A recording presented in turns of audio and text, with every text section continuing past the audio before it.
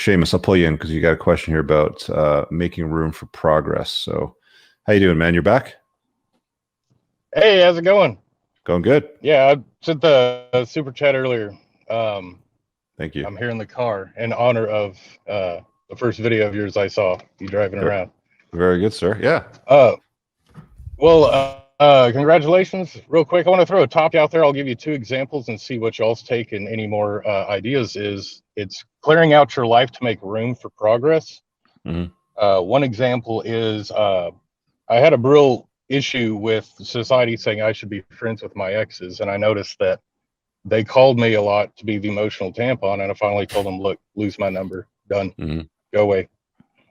Second thing was cleared out a whole bunch of the stuff from the garage, got the weight set up. I'll be hosting that on my channel for part of the progress, but I wanted to give those examples, kind of open the floor and see what are some good ideas from you guys about clearing out your life from things that get in the way of progress and opening up room for future progress.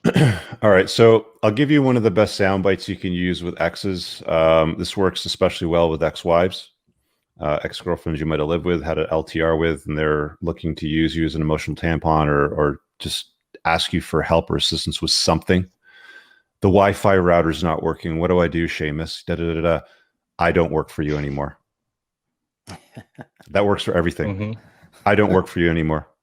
Because a lot of the times they seem to have these expectations that you're fired.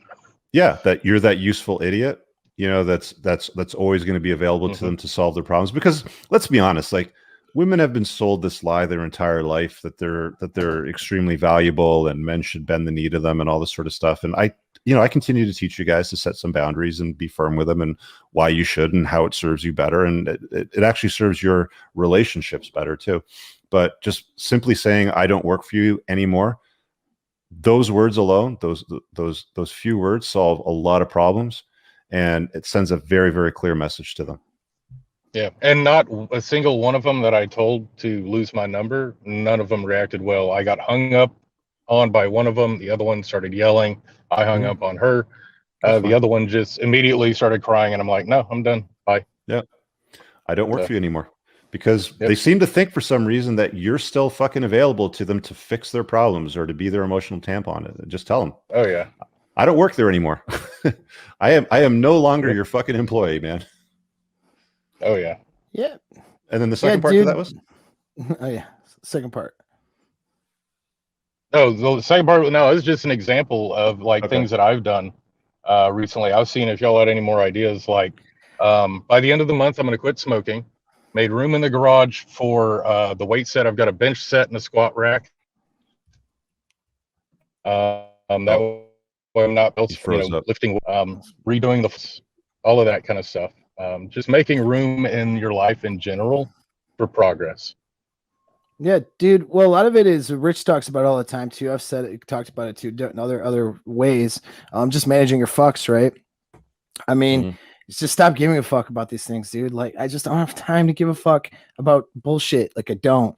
And so, like, if I'm when guys are wondering, or guys that are not you necessarily, but guys listening, they're like, man, how do I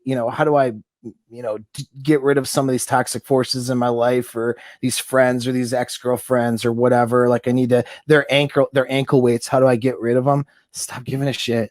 I mean, if you're focused, and the other part is do more shit for what you need to be doing. If you're doing so much shit every day to get you ahead with what you need to be doing, you just don't have time. And that becomes what's important. And then you're not even calling that ex back that texted you or whatever. You just don't have time for that shit.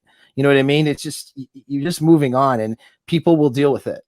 They'll deal with it and they'll understand it. 100%. Cool. Or they won't, and it's not my problem. I learned that from you guys. Not my problem. Yeah. Another very good line. I love being able to say that these days. Don't make your problems my problems. Yeah. Huge thing right there. That works with a lot of different scenarios. Girlfriends, ex-girlfriends, friends. Doesn't matter. Family even, right?